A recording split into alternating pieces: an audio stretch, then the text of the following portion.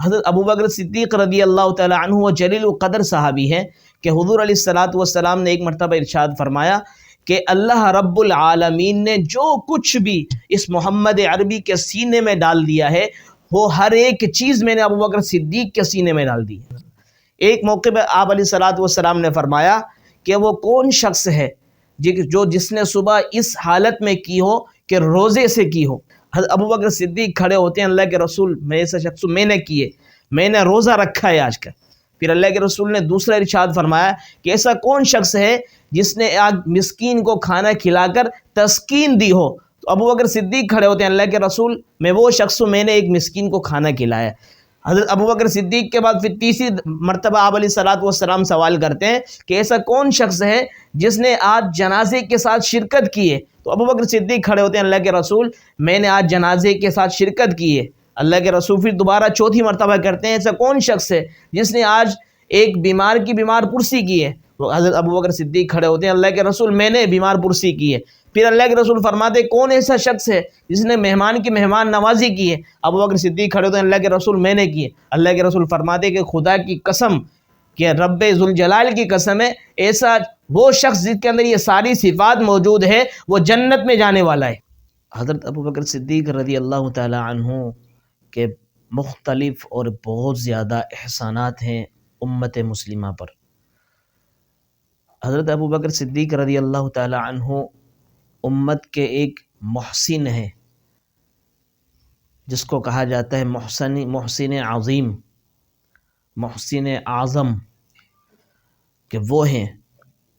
اور حقیقی بات یہ ہے کہ محسن کو اور اپنے قدر کرنے والے شخصیت کو، ان نفوس قدسیہ کو وہی لوگ فراموش کر سکتے ہیں کہ جو ان سے دشمنی، عداوت، بغض، نفرت رکھتے ہوں۔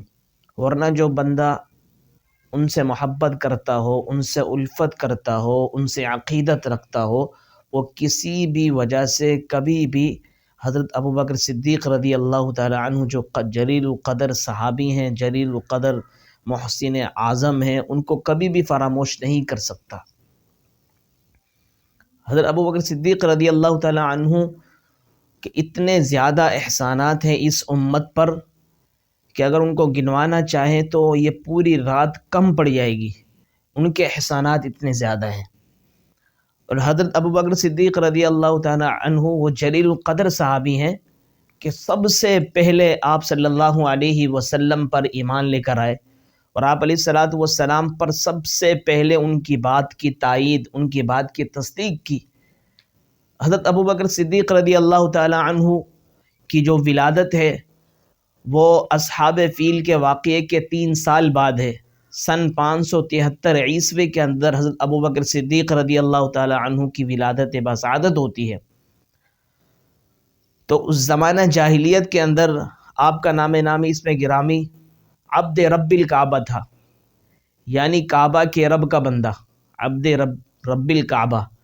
پھر حضور صلی اللہ علیہ وسلم کے بارے میں امام قرطبی لکھتے ہیں کہ حضرت محمد عربی صلی اللہ علیہ وسلم نے ان کا نام عبداللہ تجویز فرمایا۔ تو آپ کی جو کنیت ہے وہ ہے ابو بکر، اور آپ کا لقب صدیق و عتیق ہے۔ صدیق اور عتیق کا مطلب یہ ہوتا ہے، صدیق کا معنی سب سے زیادہ تصدیق کرنے والا اور بات کی تائید کرنے والا، اور عتیق کا مطلب ہے کہ جہنم سے بالکل محفوظ، بچا لیا گیا، اور فرمایا آزاد کر دیا گیا۔ اندازہ لگاؤ، لقب سے ہی ہم اندازہ لگا سکتے ہیں مسلمان اگر بلکہ کفار بھی اس لقب کے اوپر غور و فکر کرے، غور و خوض کرے، تو اس کو پتہ چل جاتا ہے کہ یہ حضرت ابو بکر صدیق کا لقب ہی اس چیز کی گواہی اور دلیل دے رہا ہے کہ حضرت ابو بکر صدیق جنتی شخص ہیں، جہنم سے ان کو آزاد کیا گیا ہے، جنت کی بشارتیں ان کو دی گئی ہیں۔ حضرت ابو بکر صدیق رضی اللہ تعالی عنہ وہ جلیل القدر صحابی ہیں کہ حضور علیہ الصلوۃ والسلام نے ایک مرتبہ ارشاد فرمایا کہ اللہ رب العالمین نے جو کچھ بھی اس محمد عربی کے سینے میں ڈال دیا ہے وہ ہر ایک چیز میں نے ابو بکر صدیق کے سینے میں ڈال دی ہے۔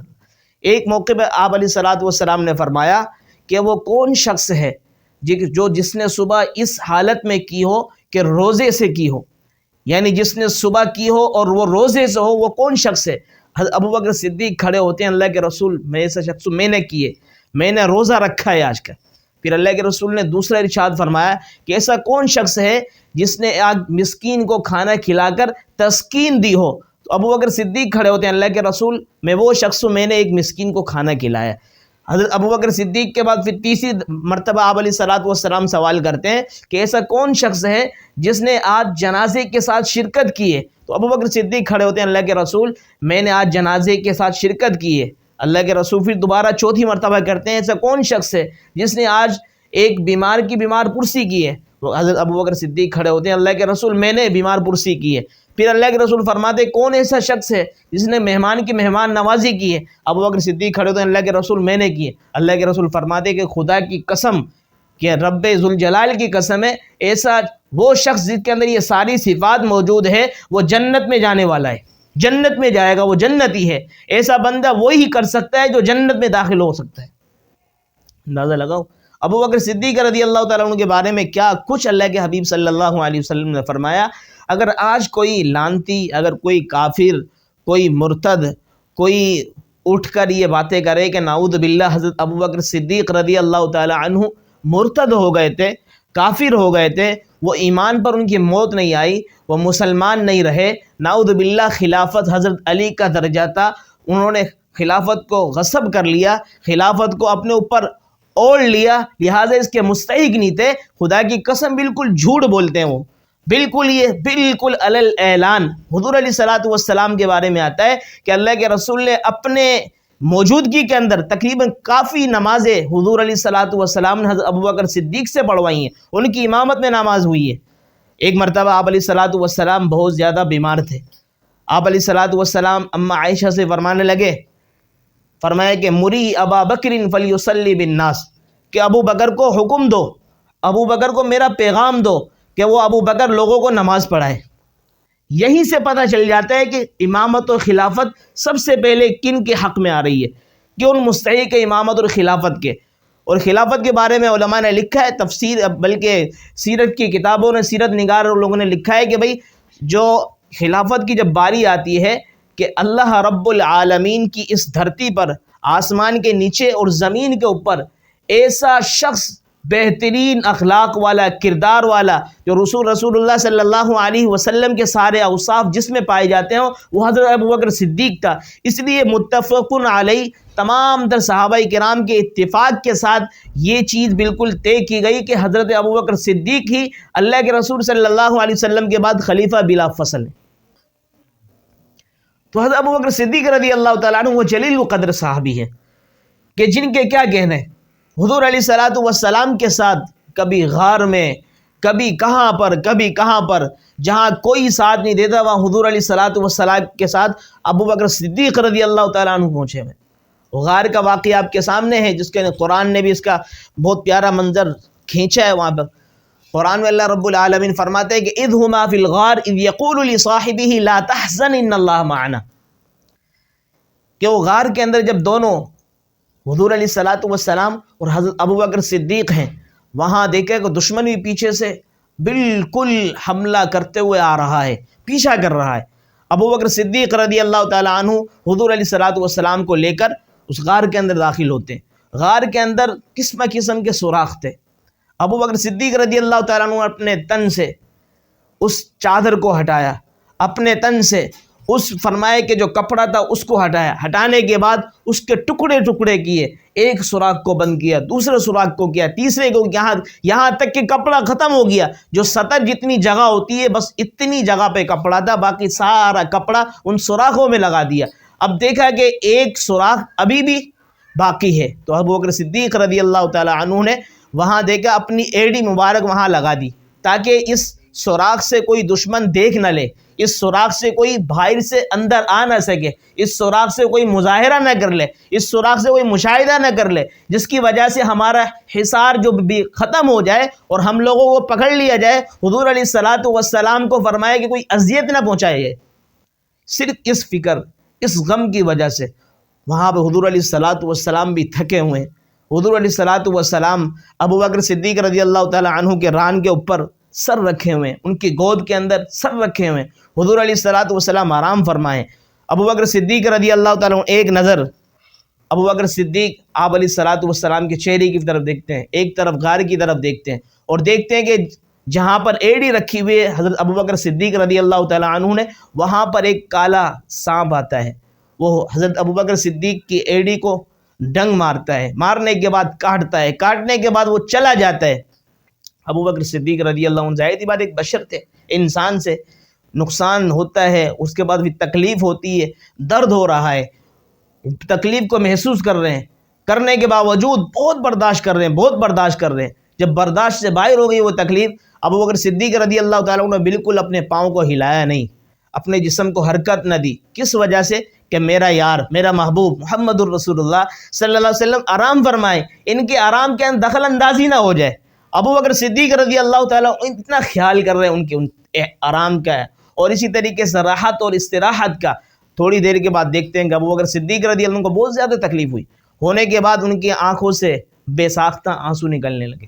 جب آنسو نکلنے، ظاہر سی بات قابو سے باہر ہو گیا، اب آنسو تو قابو میں نہیں انسان کے، آنسو نکل گئے۔ آنسو جیسے ہی نکلے تو حضور علیہ الصلوۃ والسلام کے چہرہ مبارک پر ان کے آنسو گرے۔ گرنے کے بعد حضور علیہ الصلوۃ والسلام کی آنکھ کھلتی ہے، دیکھتے ہیں کہ ابو بکر میرے یار کیا ہوا، کیوں روتے ہو؟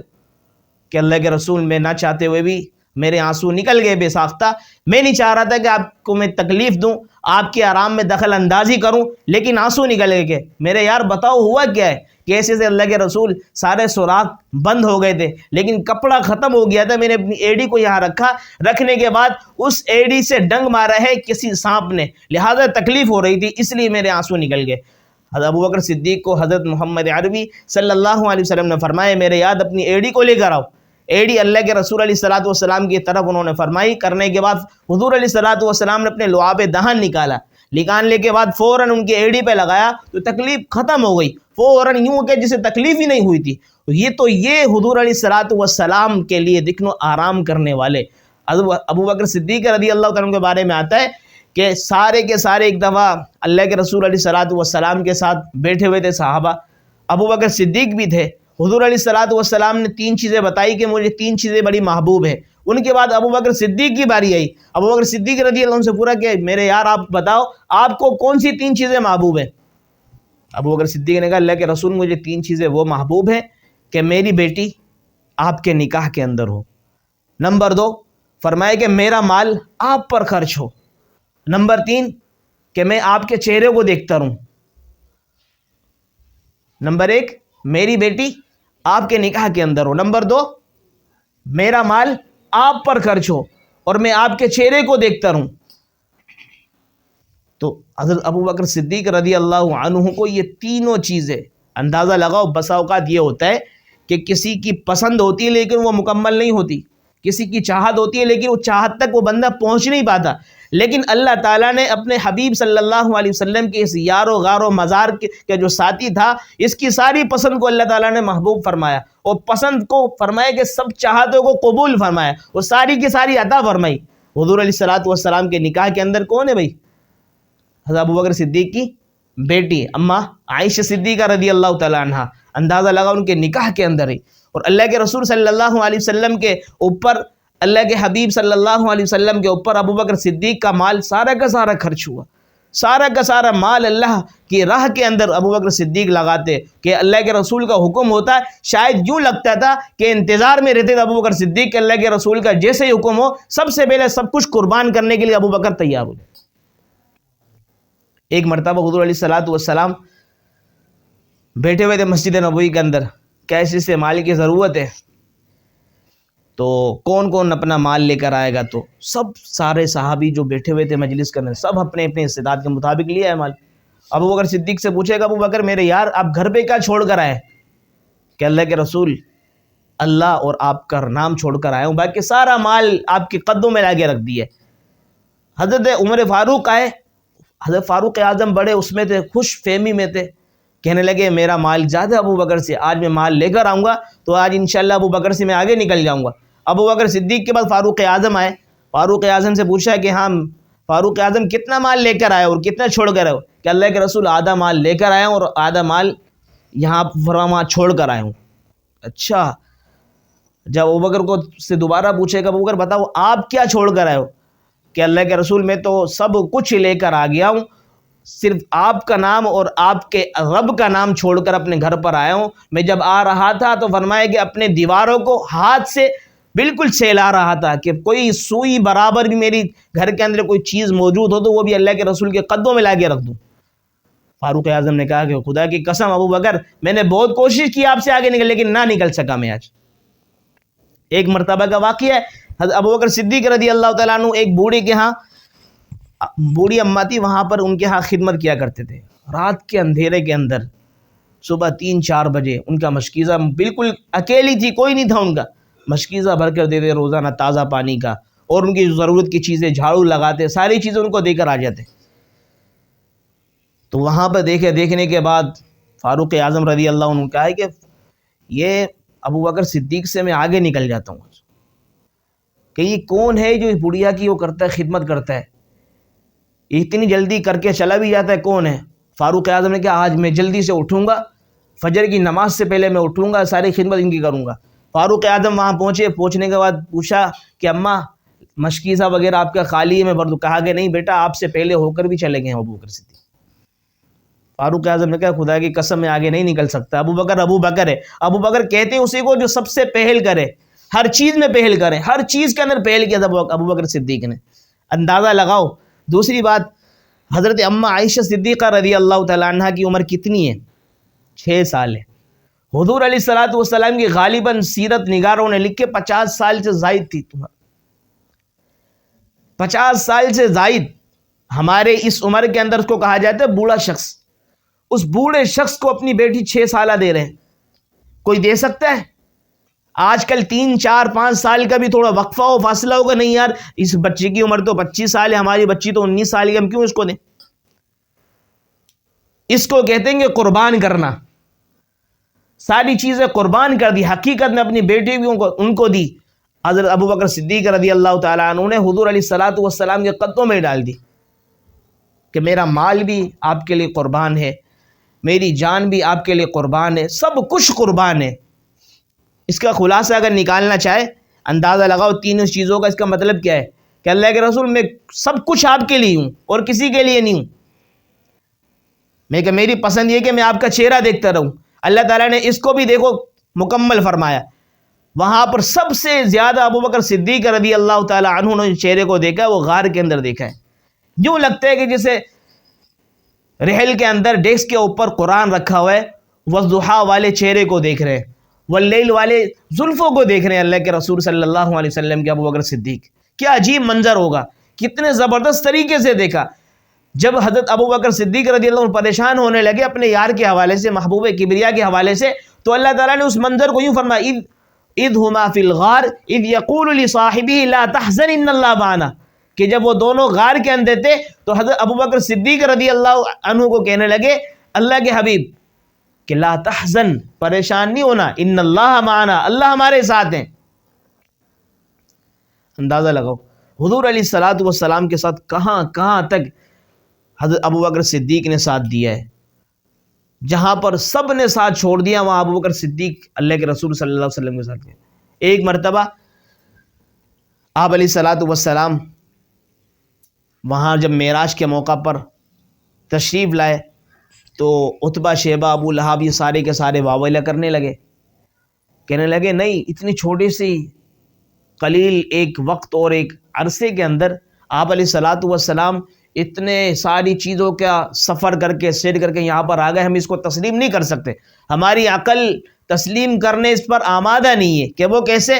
کہ جیسے اللہ نے فرمایا سبحان الذی اسری بعبدہ لیلا من المسجد الحرام الی المسجد الاقصی الذی بارکنا حولہ، کہ وہ پاک ذات ہے جو اپنے بندے کو رات کے تھوڑے سے حصے میں مسجد حرام سے مسجد اقصی تک لے گئی اور وہ پورا کا پورا سیر کروایا۔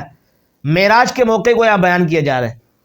وہ کروانے کے بعد فرمایا کہ اللہ کے رسول صلی اللہ علیہ وسلم جب آئے تو سارے کے سارے شور شرابہ کرنے لگے، ابوبکر صدیق کے پاس آئے، بڑے بڑے عتبہ، شیبہ، ابو لہب یہ سارے کہنے لگے کہ ابو بکر تمہارا یار نعوذ باللہ پاگل ہو گیا، مجنون ہو گیا، کہ عجیب عجیب سی بھیگی ہوئی باتیں کر رہے ہیں. بولے وہ کیسے؟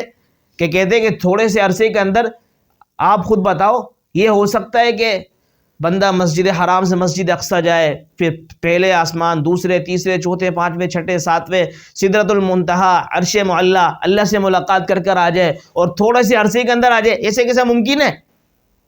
ابوبکر صدیق نے کیا فرمایا کہ یہ بتاؤ یہ کون کہتا ہے؟ کہ یہ تمہارا یار محمد کہتا ہے، محمد بن عبداللہ. کہ اگر وہ کہتا ہے تو بالکل سچ کہتا ہے. جس وقت سارے انکاری تھے اس وقت حضرت ابوبکر صدیق تصدیق کر رہے تھے کہ نہیں نہیں میرا یار بالکل صحیح ٹھیک کہہ رہا ہے، بالکل ٹھیک کہہ رہا ہے. من و عن کے اندر بالکل ایک حرف کی بھی گنجائش نہیں کہ میں اس کو انکار کرنے کے اعتبار سے اس کو فراموش کر دوں. اندازہ لگاؤ ابوبکر صدیق رضی اللہ تعالیٰ. دیکھو آپ کو میں ایک بات مزے کی بتاؤں کہ جس وقت کوئی بھی ساتھ نہیں دے رہا ہو نا، اس وقت کوئی اگر برے وقت میں ایک بندہ کھڑا ہو جاتا ہے نا، آدمی اس کو ہمیشہ یاد رکھتا ہے کہ نہیں یار اس شخص نے میرے برے وقت میں کام آیا تو اس نے مجھے حقیقت میں میرا دست و باندھ بن کر یہ کھڑا ہو گیا تھا. ابوبکر صدیق رضی اللہ عنہ وہ شخصیت ہے کہ حضور علیہ الصلوۃ والسلام کے خلاف ہو گئے تھے سارے مکہ والے، یہاں تک کہ اپنے بیگانے سارے کے سارے آپ علیہ الصلوۃ والسلام کے خلاف ہو گئے، لیکن حضرت ابوبکر صدیق رضی اللہ عنہ اس وقت ان کا ساتھ دے رہے تھے. اتنا ساتھ دیا کہ حضور علیہ الصلوۃ والسلام کی زبان اقدس سے کئی مرتبہ فرمایا کہ ابوبکر تو جنتی ہے، تو جنتی ہے، تو میرے ساتھ یہاں بھی رہے گا، میرے ساتھ مزار میں بھی رہے گا، میرے ساتھ جنت میں بھی رہے گا، ہر جگہ تو میرے ساتھ ہوگا.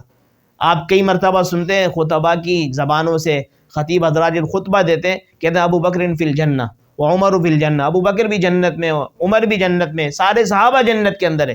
اور دوسرا یہ بھی فرماتے آپ علیہ الصلوۃ والسلام فرماتے تھے انا دخلت و ابو بکر و عمر، انا ابو بکر و عمر خرجت، میں داخل ہوا مسجد میں نکلا، ابو بکر عمر ہم داخل ہوئے، ہم یہاں سے آئے وہاں گئے. تقریباً اللہ کے رسول کی روایات میں یہ آتا ہے.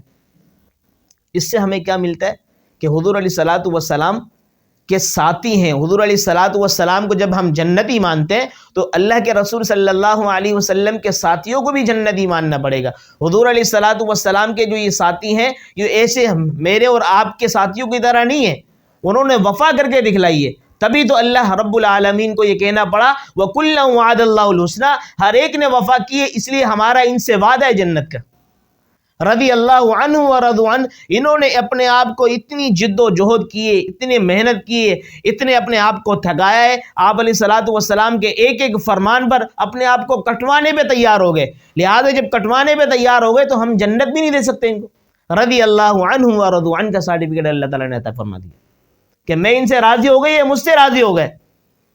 ایک ہوتا ہے کہ اللہ فرماتے تھے رضی اللہ عنہ، اللہ ان سے راضی ہو گئے. یہ فرماتے تھے ورضوا عنہ کہ اللہ سے وہ راضی ہو گئے. صرف یہ فرماتے تھے رضی اللہ نہیں فرماتے. اللہ نے دونوں چیزیں فرما دی کہ میں بھی راضی ہوں، یہ بھی مجھ سے راضی ہیں.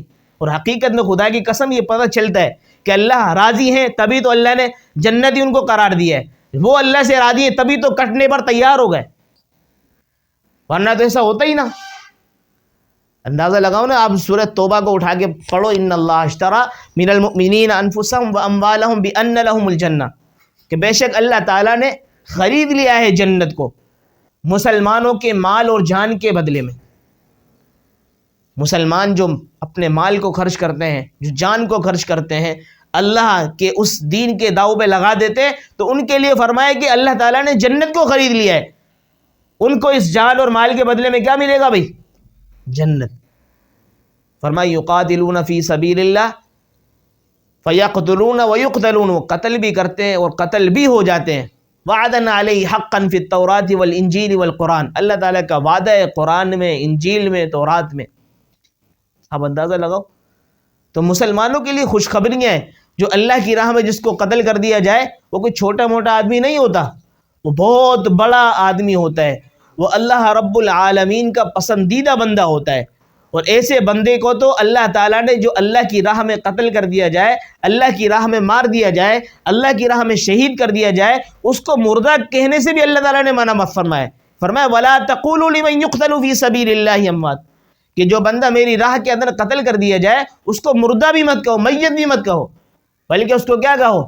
بل احیاء ولکن لا تشعرون، وہ تو زندہ ہے اس کو زندہ کہو. وَلَٰكِن لَا تَشْعُرُونَ، اصل چیز یہ ہے کہ ہمارے اندر وہ شعور والی آنکھیں نہیں ہیں، وہ دل اور دماغ نہیں ہے کہ ہم اس کا احساس کر سکیں۔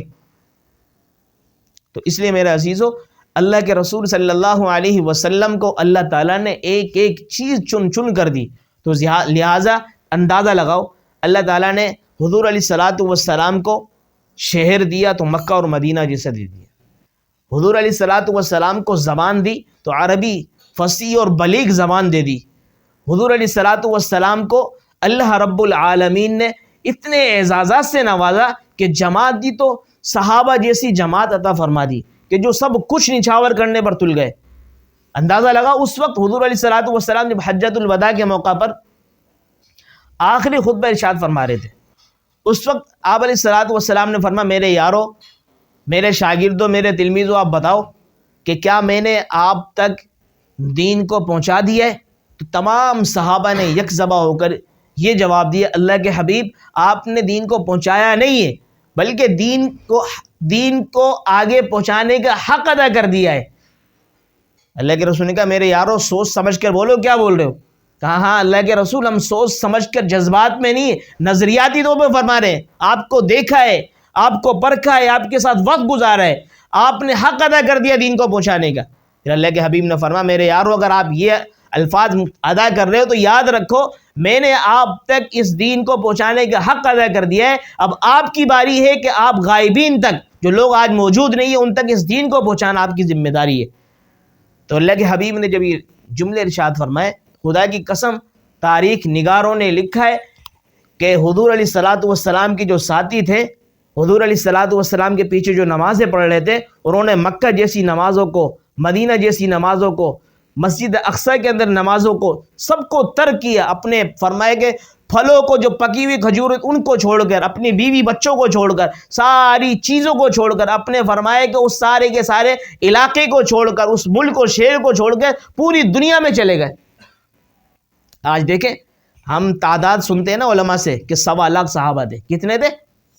1.25 لاکھ، 1,24,000 یا 1,40,000 یا 1,44,000، 3-4 روایتیں یہ مختلف ہیں، تو 1.25 لاکھ صحابہ تھے۔ 1.25 لاکھ صحابہ تھے، ان میں سے 10 سے 12 ہزار صحابہ کرام کی قبریں کہاں ملتی ہیں؟ مکہ اور مدینہ میں۔ کہاں پر؟